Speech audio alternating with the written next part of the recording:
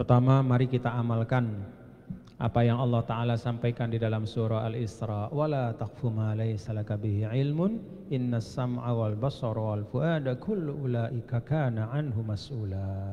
Jangan kau ikuti apa yang kamu tidak punya ilmu padanya. Jadi Allah mengatakan jangan mengikuti apa yang kamu tidak punya ilmu padanya. Dengan kata lain, kalau masih menduga-duga jangan diikuti.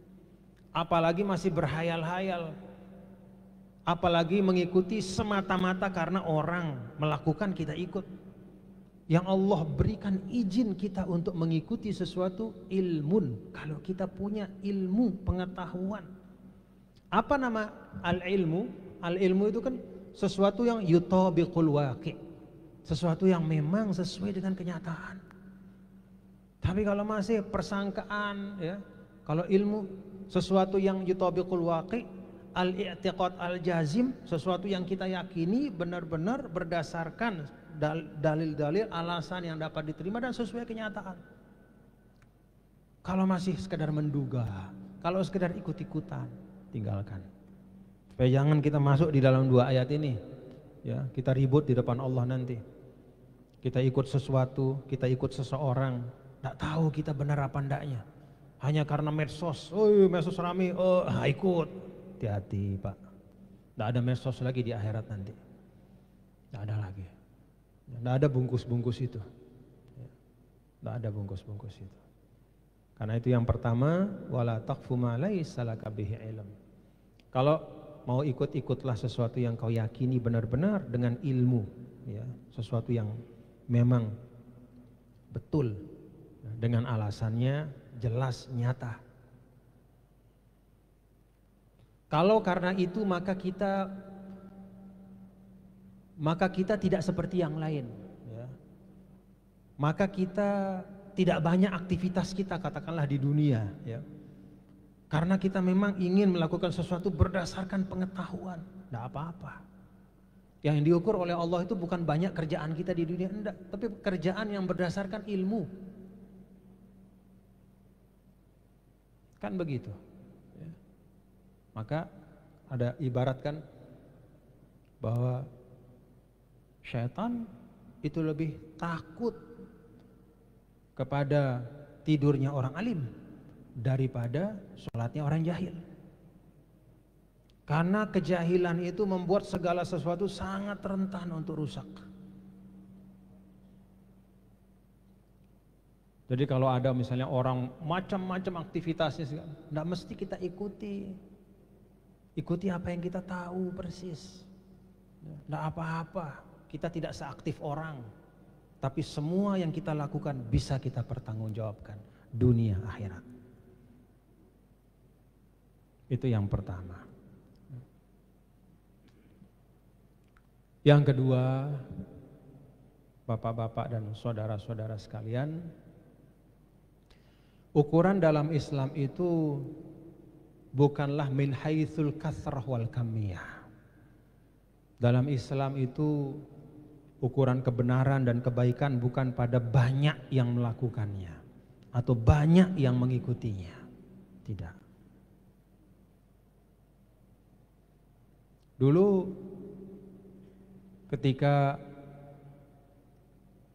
Raja Romawi bertanya kepada Abu Sufyan, Abu Jahal, pokoknya abu-abu itulah, nanya tentang baginda Rasul.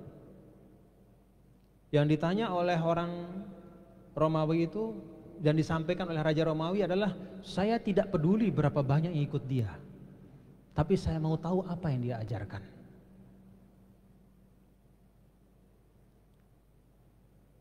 Itu Raja Romawi yang pada waktu itu, dan dia memang bukanlah seorang yang muslim, tidak. Tapi dia tahu, ya, dari pengalamannya, pengalaman kepemimpinannya, bahwa kebaikan, kebenaran itu bukan diukur dari berapa banyak orang yang mengikuti atau melakukannya. Kalau dihitung itu, orang datang ke Mekah pada masa Rasulullah SAW lalu menggunakan ukuran sedikit atau banyaknya orang beriman di Mekah sebagai ukuran kebenaran, maka tidak mungkin akan ikut kepada baginda Rasul. karena yang ikut sama Nabi hanya sedikit sekali. Nah, mari kita biasakan ya, supaya kita tidak masuk pada dua ayat ini, untuk kita membangun kemengertian ya. Jadi betul-betul kita lihat esensi dari sesuatu itu. Jangan lihat banyak sedikitnya, kecewa nanti. Kan banyak sedikit itu juga bungkus saja di dunia ya. Hanya bungkus saja. Kalau orang bermedsos sekarang ya, konon katanya itu kan di medsos itu ada istilahnya apa? Influencer ya. Influencer itu yang apa? Yang istilahnya dianggap bukan, influencer itu yang bisa mempengaruhi, influence kan, muathir, yang memberi, yang diikuti lah katakan gitu. Nah, salah satu ukurannya di medsos itu adalah sebanyak apa followernya. Kalau dia semakin banyak followernya, maka dia kemudian bisa menjadi influencer. Lalu dia bisa buka akun medsosnya, saya menerima misalnya endorsement. Kalau Bapak punya produk, nanti saya masukkan di medsos saya, nanti bayar saya. Kira-kira kayak begitu. Ya. Dan itu terus seperti bola salju. Artinya apa? Semakin banyak, maka orang semakin tertarik. Nambah jadi followernya terus, semakin banyak ikut jadi follower. Nah, itulah yang dimanfaatkan untuk jual-jual produk. Nah, supaya banyak follower, nah, ini katanya ya, saya dengar-dengar, ternyata itu bisa beli yang namanya follower itu, supaya kelihatan banyak follower. Gitu. Jadi beli follower berapa rupiah supaya banyak follower, nanti terus bisa menjadi pengiklan di situ. Ya. Semakin banyak follower semakin diikuti. Apa yang diposting maka bisa jadi acuan. Kalau itu barang dibeli banyak-banyak oleh orang. Kalau itu omongan diikuti omongan itu.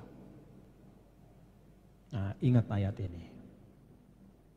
Kalau mau mengambil katakanlah teladan atau contoh, jangan lihat, wah ini followernya ratusan ribu, wah ini puluhan ribu, oh ini jutaan, wah jangan. Itu bungkus. Kadzalika yurihimullahu a'malahum hasaratin alaihim. Bungkus itu akan hilang dan semuanya akan penyesalan. Dengan kata lain, bapak-bapak saudara, kalau mau bermedsos, lihat esensi. Apa-apa yang memang bisa mengajak kepada kebaikan. Kan kita ini makhluk Allah ya, yang memang hari demi hari kita itu harus terus belajar. Belajar hal-hal yang baik. Maka kalau mau bermedsos, mau membangun silaturahim, pastikan bahwa kita bisa dapat hal-hal yang baik.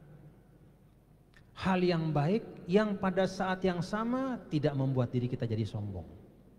Kadang ada hal yang kelihatannya baik, tapi akhirnya membuat kita merasa bahwa diri kita saja yang benar.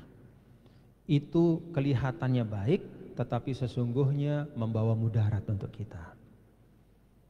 Karena itu saya ajak kita semua bijak-bijak ya, di dalam kita bermedia sosial, di dalam kita berkomunikasi, di dalam kita bermasyarakat, ingat dua ayat ini. Karena kita pasti berada di situ. Kita pasti berada di padang mahsyar itu. Pertanyaannya, apakah kita masuk ke dalam kelompok yang ada dalam dua ayat ini, yaitu orang yang di dunia diikuti lalu kemudian di akhirat minta-minta ampun sama Allah karena ternyata yang dia lakukan itu menyesatkan, membuat akidah, membuat orang melakukan maksiat, membuat orang memutuskan silaturahim dan seterusnya. Atau kita termasuk orang yang mengikuti sesuatu yang karena kita terpesona, terpukau dengan sesuatu itu, kita tidak tahu dan tidak sadar bahwa ternyata sesuatu itu membawa kemudaratan untuk kita.